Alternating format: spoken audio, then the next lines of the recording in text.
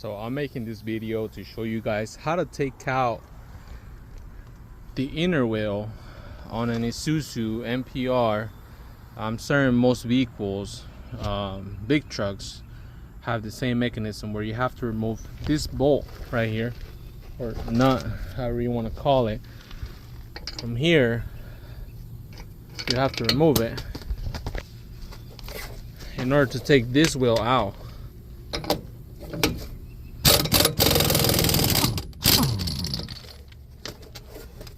There you go.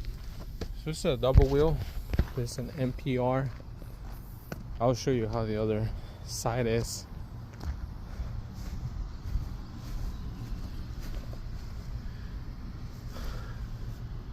So there you go.